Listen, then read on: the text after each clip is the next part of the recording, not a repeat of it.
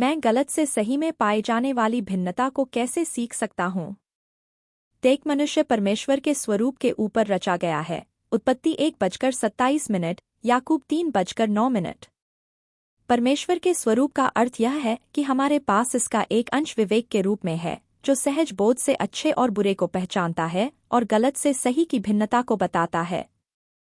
संसार की प्रत्येक सभ्य संस्कृति ने अच्छे और बुरे की अंतर्निहित समझ के आधार पर अपने लोगों के लिए एक जैसे मापदंडों को अपनाया है। हत्या, चोरी और धोखे को सार्वभौमिक रूप से गलत माना जाता है। कभी कभी नैतिक भ्रष्टता उस ज्ञान के विरुद्ध अपने निर्णय को देता है और लोगों का एक समूह उसका इनकार करने की अपेक्षा बुराई के मूल्य को चुनता है, जैसे इस्राएल के आसपास की मूर्ति पूजक जातियों ने शिशुओं की हत्याओं के विषय में निर्णय लिए थे। लेव्य व्यवस्था 18:21, 2 राजा 23:10। हमारे पापी स्वभाव के कारण हम अपने भीतर वास करने वाली बुराई के प्रति बहाना बनाने की प्रवृत्ति रखते हैं। रोमियो 5:12, यिर्मयाह 2:35। बुराई के प्रति बहाने की एक निरंतर चलते रहने वाली पद्धति विवेक की कठोरता को जन्म देता है। रोमियो 1:28 उन लोगों के प्रति परमेश्वर की प्रतिक्रिया देता है जो बुराई में रहते हैं। जब उन्होंने परमेश्वर को पहचानना न चाहा तो परमेश्वर ने भी उन्हें उनके निकम्मे मन पर छोड़ दिया कि वे अनुचित काम करें। एक समय बिंदु पर परमेश्वर हमें छोड़ देता है।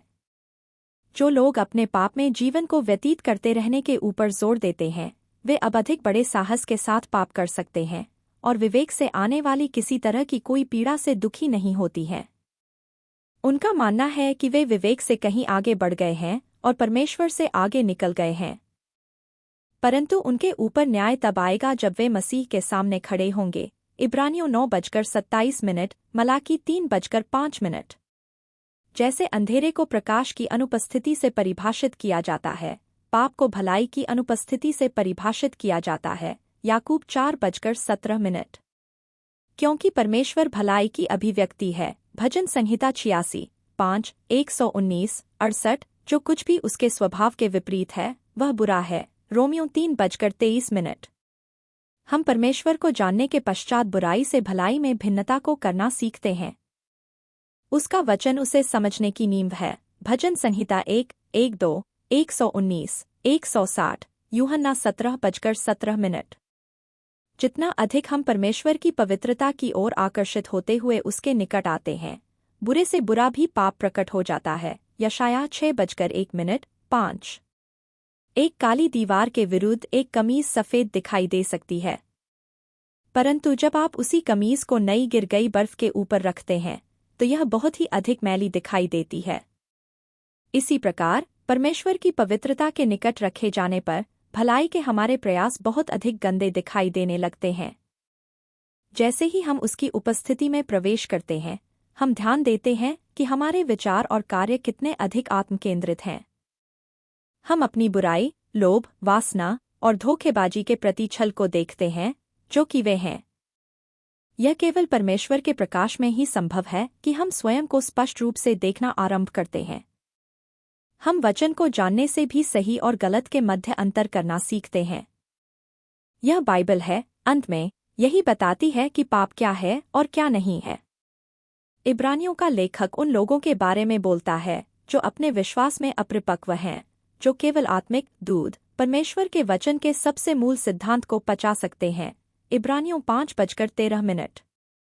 मसीह में शिशुओं के विपरीत बहुत से विश्वासी आत्मिक रूप से परिपक्व हैं, जिनकी ज्ञानेंद्रियां अभ्यास करते करते भले बुरे में भेद करने में निपुण हो गई हैं। इब्रानियों 5:14। ध्यान दें कि एक मसीही विश्वासी की आत्मिक ज्ञानेंद्रियों को वचन के निरंतर अभ्यास के माध्यम से मजबूत किया जाता है। गलत से सही बताने की क्षमता मसीह के धर्म सिद्धांत और मनुष्य के मध्य अंतर करने के लिए परमेश्वर के वचन का अध्ययन और उसे जीवन में लागू करने के द्वारा आता है। परमेश्वर का वचन उन लोगों के उदाहरणों से भरा हुआ है जिन्होंने सही कार्य किया और जिन्होंने गलत कार्य किया। ये उदाहरण हमारे लिए यह जानने के लिए हैं कि परमेश्वर क्या है और वह हमसे क्या चाहता है। 1 कुरिन्थियों 10:11, मीका 6:8। प्रत्येक व्यक्ति के लिए परमेश्वर की इच्छा का संक्षिप्त सारांश देता है। हे मनुष्य, वह तुझे बता चुका है कि अच्छा क्या है और यहोवा तुझ से इसे छोड़ और क्या चाहता है कि तू न्याय से काम करे और कृपा से प्रीति रखे और अपने परमेश्वर के साथ नम्रता से चले। मलाकी 3:18 इसे और भी अधिक स्पष्ट कर देती है। परमेश्वर कहता है कि तब तुम फिरकर धर्मी और दुष्ट का भेद, अर्थात जो परमेश्वर की सेवा करता है और जो उसकी सेवा नहीं करता, उन दोनों का भेद पहचान सकोगे। यहाँ परमेश्वर उसकी सेवा के साथ धार्मिकता को समानता में रख रहा है। यदि भलाई को परमेश्वर की सेवा के रूप में परिभाषित किया गया है, तो बुराई परमेश्वर को अस्वीकार कर रही है और उसकी सेवा को करने से इनकार कर रही है। चाहे कोई व्यक्ति कितना भी अधिक परोपकारी ही क्यों न हो, उसके भले कार्यों को मूल्य बहुत ही कम है यदि उसने इन्हें स्वार्थी कारणों से किया है। यदि हम परमेश्वर को प्राप्त करने के लिए अपना लक्ष्य बनाते हैं और जो कुछ भी करते हैं उसमें उसका सम्मान करते हैं, 1 कुरिन्थियों 10:31, हम सही और गलत को समझेंगे और यह जानेंगे कि हमारे जीवन के चुनाव उसे प्रसन्न कर रहे हैं। यिर्मयाह 29:13, 1 पत्रस 3:12, भजन संहिता 106:3।